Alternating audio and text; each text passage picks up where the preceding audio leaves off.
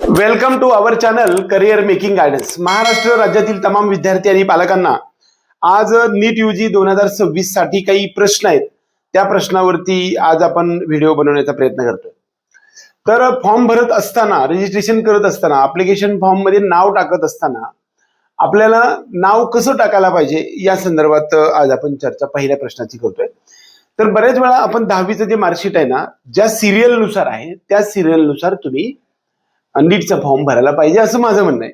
बऱ्याच वेळा काय होतं की आपल्या नाव मध्ये समजा स्पेलिंग मध्ये मिस्टेक असू शकते, म्हणजे एखाद्याचं स्पेलिंग समजा एखाद्या अक्षराचा बदल असू शकेल, तर ते चालू शकतं, काही प्रॉब्लेम येत नाही. परंतु 10वीच्या बोर्ड सर्टिफिकेट वरती जे नाव आहे आपलं, त्या सिक्वेन्स नुसार तुम्ही नीटचा फॉर्म भरायला पाहिजे.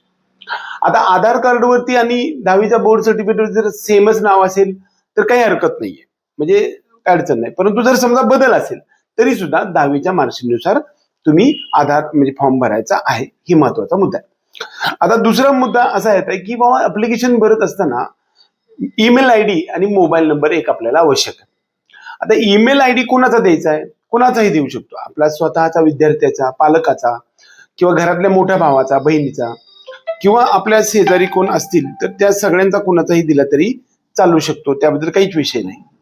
परंतु तो मेल आयडी आणि तो ईमेल आयडी आणि तो जो आपल्याला दिलेला जो मोबाईल नंबर आहे तो आपल्याला शेवटपर्यंत चालू असला पाहिजे, हे लक्षात ठेवा. कारण त्याच्यावरती ओटीपी येणार आहे आणि त्याशिवाय आपली रेकॉर्डेड रिस्पॉन्सेस, म्हणजे आपण परीक्षा दिल्यानंतर जे काही बबलिंग करणार आहे OMR शीटवर, ते बबलिंग केलेलं रेकॉर्ड काय झाले त्याच्यासाठीच एक PDF आपल्याला मिळत असते. त्याचबरोबर आपली जी OMR शीट आहे ती आपल्याला परत मिळत असते ऑनलाईन स्वरूपामध्ये, एकतर वेबसाईट वरती मिळते किंवा मेल आयडी वरती पण मिळत असते. तर हे जे मिळणार आहे ते आपल्याला कशा स्वरूपामध्ये द्यायला पाहिजे, तर ते मेलच्या स्वरूपात, मेलच्या. मग मेल आयडी जर समजा आपला चुकीचा असेल किंवा तो बंद झाला तर आपल्याला पुढे अडचणी येऊ शकतात. त्यामुळे कोणताही एक मेल आयडी आपण द्यायचा आहे, शक्यतो विद्यार्थ्याचा द्या आणि नंबर सुद्धा विद्यार्थ्याचाच द्या असं मला तरी वाटतंय. आता बऱ्याच वेळा असं होत आहे की त्यानंतर पुढचा एक प्रश्न येतो, तो म्हणजे कास्ट सर्टिफिकेटच्या संदर्भामध्ये.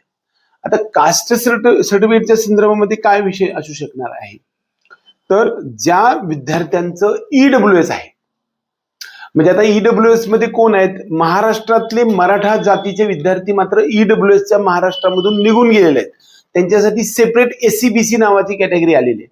त्यामुळे ते EWS नाही आहेत, फक्त सेंट्रल मध्ये EWS आहेत, म्हणून त्यांना सेंट्रल फॉर्मेट मधलं EWS सर्टिफिकेट आपल्याला लागणार आहे.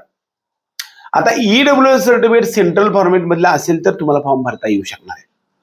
मग ते सेंट्रल फॉर्मेट मधलं EWS पाठीमागच्या रिसेंट वर्षाचं 8 लाखाचं उत्पन्न, त्याचबरोबर तुमच्या घराची साईज, तुमच्या नावावर असणाऱ्या शेताची साईज, त्याचबरोबर तुमच्या नावावर असणाऱ्या प्लॉटची 1000 स्क्वेअर फीट पेक्षा कमी असला पाहिजे प्लॉट, किंवा तुमची जमिनीची पण अट आहे, किंवा ह्या सगळ्या असतील तर तुम्हाला सेंट्रल फॉर्मेट मधलं EWS सर्टिफिकेट मधून फॉर्म भरायचा आहे.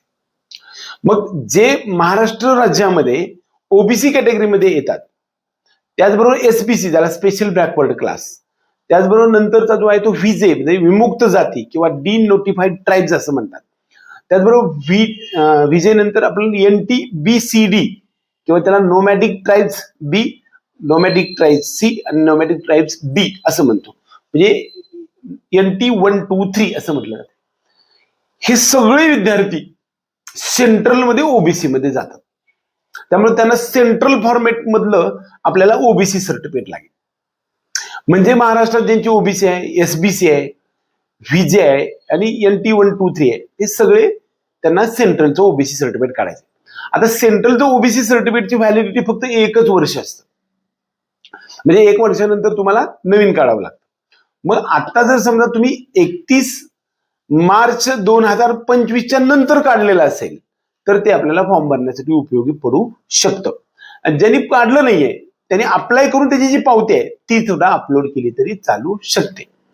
आता तुम्ही म्हणाल की 31 मार्च 2025च्या अगोदरचं जर तुमच्याकडे असेल तर ते सुद्धा टाकलं तरी चालू शकतं, पण नियमानं चालत नाहीये. नियमानं तुम्हाला आत्ताचं रिसेंट पाहिजे किंवा त्याची पावती असली पाहिजे.